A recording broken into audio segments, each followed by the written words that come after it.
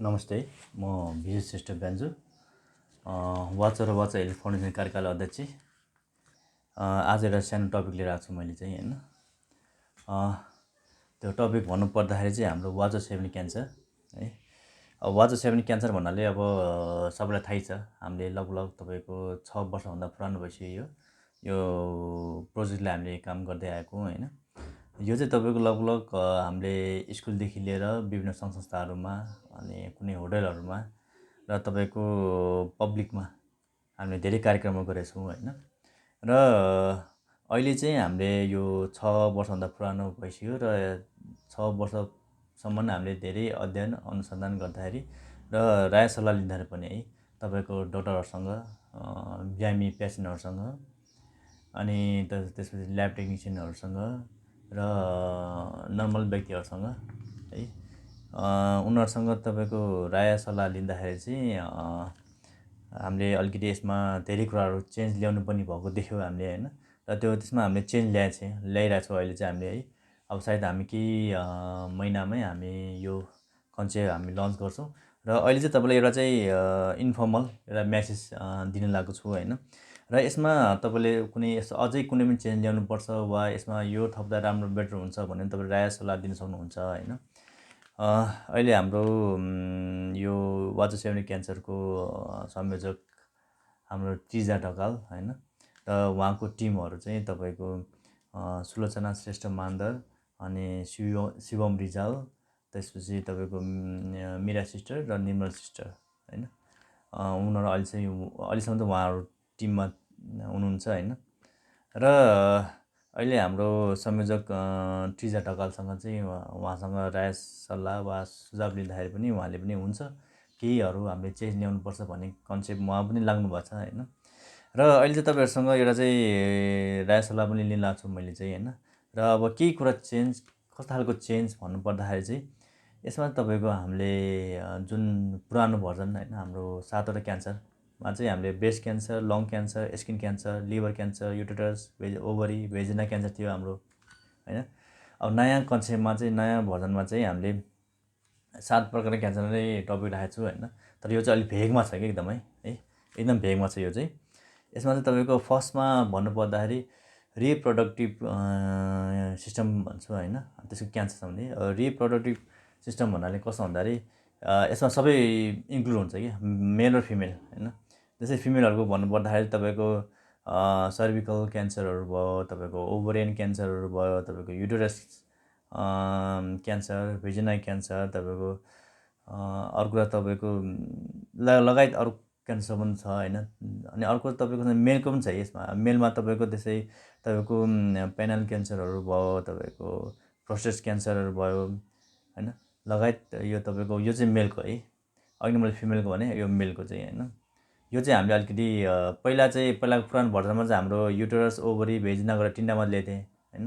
अब अहिले नयाँ भर्जनमा चाहिँ हामीले सबै इन्क्लुड गरेको छ। हामीले मेल र फिमेल दुइटै रिप्रोडक्टिभको जुन पनि सिस्टमहरू हुन्छ नि तपाईँको त्यसको सिस्टमहरूको चाहिँ हामीले दुइटै लिएको छु हैन। यो चाहिँ रिप्रोडक्टिभ सिस्टम एउटा नम्बर 1 भइहाल्यो। नम्बर 2मा तपाईँको डाइजेस्टिभ सिस्टम के। अब पुरानो भर्जनमा हाम्रो लिभर सम्बन्धी छ नि हैन क्यान्सर। अब यो डाइजेस्टिभ सिस्टम भनेको यो पनि अलिक भेगमा छ कि है। यो चाहिँ मेल फिमेल दुइटैकै हैन। यो चाहिँ भेगमा छ।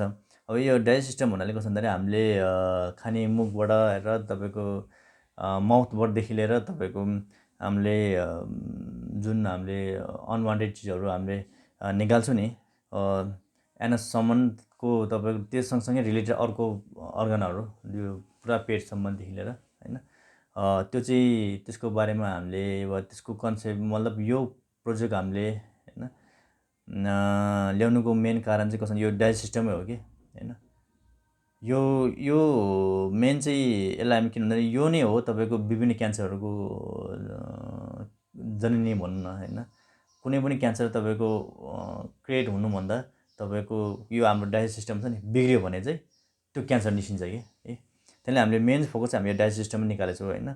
र अर्को कुरा चाहिँ कस्तो भन्दाखेरि हामी सायद चारिने फोकस पनि यसलाई मेन फोकस गर्छौँ हैन। अनि अर्को कुरा चाहिँ मैले अहिले फेरि भने नि तपाईँको खाने मुखदेखि लिएर निकाल्ने तपाईँको एनससम्म नै हैन। र तपाईँको लिभर अन्त र ग्लोबल ब्ल्याडरहरू हैन। अनि त्यसपछि प्यानक्रियाजहरू होइन यो पनि इन्क्लुड हुन्छ कि है। त्यो सबै तपाईँको पहिलाको भर्जनमा हाम्रो लिभरमा थियो, अहिले चाहिँ हाम्रो सबै स्मल इन्टेस्टाइनदेखि लिएर लार्ज इन्टेस्टाइनदेखि लिएर तपाईँको यो स्टोमेकदेखि लिएर होइन अनि लगायत विभिन्न तपाईँको यो डाइजेस्टिभ सिस्टमको होइन त्यो सबै हामी क्यान्सर सम्बन्धी प्रोग्रामहरू गर्छौँ र सायद हामी चाँडै नै यसलाई चाहिँ कुनै कार्यक्रम गरेर हामी लन्च गर्छौँ नै। मैले 1 नम्बर भने रिप्रोडक्टिभ सिस्टम भइहाल्यो होइन। नम्बर 2मा तपाईँको डाइजेस्टिभ सिस्टम होइन। अब नम्बर 3मा तपाईँको ब्रेस्ट क्यान्सर। अब ब्रेस्ट क्यान्सर पहिला पनि थियो, अहिले पनि छ है। अब पहिला चाहिँ तपाईँको हामीले लेडिजहरूको फोकसिङ बढी गरिरहेको थियो भने यसपालि चाहिँ हामी जेन्ट्सको पनि गर्छौँ है। अब जेन्ट्सको पनि तपाईँको मान्छेलाई तपाईँको कन्फ्युज होला, केटाहरूको मान्छेको पनि ब्रेस्ट क्यान्सर हुन्छ भन्ने एउटा चाहिँ कन्फ्युज हुनसक्छ होइन। यो चाहिँ तपाईँको 5% चाहिँ तपाईँको मेलहरूको क्यान्सर हुने चान्स हाई हुन्छ कि। अब त्यसरी 90% तपाईँको फिमेलको भयो भने तपाईँको मेलहरूको चाहिँ 5 देखि 10% चाहिँ तपाईँको ब्रेस्ट क्यान्सर हुने चान्स बढी हुन्छ है। यो पुरानो भर्जनमा चाहिँ फिमेलको मात्रै गरेको थियो हामीले, नयाँ भर्जनमा मेल र फिमेल दुइटै गर्छौँ हामी। र अर्को तपाईँको लङ क्यान्सर, पुरानो भर्जनमा पनि लङ क्यान्सर छ, यसमा पनि हामी लङ क्यान्सरै कन्टिन्यू गर्छ हाम्रो होइन। र अर्को त स्किन क्यान्सर। पुरानो भर्जनमा पनि हामी स्किन क्यान्सर थियो, त्यो प्रोग्राम कार्यक्रमहरू गरेको थियो। अब नयाँ भर्जनमा पनि हामी स्किन क्यान्सर सम्बन्धी नै गर्छौँ हामी है। र यसमा एक्स्ट्रा अर्को थपेको भनेको तपाईँको ब्लड क्यान्सर। पुरानो भर्जनमा चाहिँ हाम्रो यो ब्लड क्यान्सर छैन, अब नयाँमा चाहिँ हामी ब्लड क्यान्सर थपेको छौँ। र किनभने अहिले तपाईँको बजारमा धेरै बजारमा ब्लड क्यान्सर देखेको हुनाले चाहिँ है, र धेरै बच्चाहरू पनि एक्सपायर भएको हुनाले चाहिँ ब्लड क्यान्सर सम्बन्धी होइन। र यो ब्लड क्यान्सर लिएको छु। र साथै अब अर्को ठाउँमा पर्दाखेरि तपाईँको ब्रेन क्यान्सर पनि हामीले लिएको छौँ है। अब ब्रेन क्यान्सरमा भन्नाले तपाईँको अब अहिले धेरै मान्छेलाई ब्रेन क्यान्सर धेरै भइरहेको छ। किन भन्दाखेरि तपाईँको अब अनवान्टेड रेहरू भयो होइन, अनि त्यसपछि हाम्रो केमिकलहरू खानेकुराहरू खाँदाखेरि होइन, धेरै कारणले गरेर मान्छेमा अलिकति ब्रेन क्यान्सर बढी भइरहेछ। र यसरी हामीले 7वटा तपाईँको क्यान्सरहरू नयाँ भर्जनमा चाहिँ मैले पुरानो भर्जनको अघि नै भने, अब नयाँ भर्जनको फेरि म रिपिट गर्छु है। नयाँ भर्जनमा तपाईँको नम्बर 1मा भन्दाखेरि रिप्रोडक्टिभ सिस्टम होइन। रिप्रोडक्टिभ सिस्टम भन्नाले तपाईँको यो जति पनि हामीले बच्चा पाउनेदेखि लिएर होइन सबै कुराहरूमा इन्क्लुड हुन्छ। फर इक्जाम्पल चाहिँ तपाईँको सर्भाइकल क्यान्सर, तपाईँको ovarian cancer, uterus cancer, vagina cancer, अब प्रोस्टेट क्यान्सर होइन, त्यसपछि पेनाल क्यान्सरदेखि लिएर तपाईँको टेस्टिकुलर क्यान्सरदेखि लिएर होइन त्यो सबै इन्क्लुड हुन्छ रिप्रोडक्टिभ सिस्टममा होइन। अनि अर्को तपाईँको डाइजेस्टिभ सिस्टम, नम्बर 2मा डाइजेस्टिभ सिस्टममा तपाईँको खाने मुखदेखि लिएर तपाईँको हामीले अनवान्टेड चिजहरू तपाईँको निकाल्ने भनेको छ नि, त्यसलाई चाहिँ एनासम्म। र तपाईँको सँगसँगै तपाईँको लिभर, गल ब्ल्याडरदेखि लिएर तपाईँको प्यानक्रियास पनि इन्क्लुड हुन्छ यो डाइजेस्टिभ सिस्टम। यो दुइटा चाहिँ भेग छ है। र अर्को भन्दाखेरि तपाईँको breast cancer, lung cancer, skin cancer होइन। अनि नयाँ अर्को कुरा थपेको भनेको ब्लड क्यान्सर र तपाईँको यो ब्रेन क्यान्सर। अब यो हामीले नयाँ भर्जनमा हामीले थप्दैछु यो 7वटा क्यान्सर चाहिँ होइन। अब यसमा तपाईँको अझै हजुरहरूले राय सल्लाह सुझावहरू दिन चाहनुहुन्छ भने तपाईँले मलाई कल गर्न सक्नुहुन्छ र मेसेज पनि दिन सक्नुहुन्छ होइन। र सँगसँगै अब तपाईँलाई अब हाम्रो टिजा ढकाल हाम्रो यो प्रोजेक्टको संयोजक हुनुहुन्छ, उहाँसँग पनि तपाईँले फोन गरेर पनि वा मेसेज गरेर पनि राय सल्लाह दिन सक्नुहुन्छ उहाँलाई है। र उहाँसँग लिनु पनि सक्नुहुन्छ हजुरहरूले होइन। अब उहाँले पनि यो अध्ययन गरिरहनु भएको छ यो हाम्रो यो कन्सेप्टमा चाहिँ होइन। म पनि अध्ययन गरिरहेको छु र यसलाई चाहिँ हामीले सायद अब आउने 6.5 हामी पास गरेर यो कन्सेप्टमा चाहिँ हामी भेगमा जान्छौँ होला है। र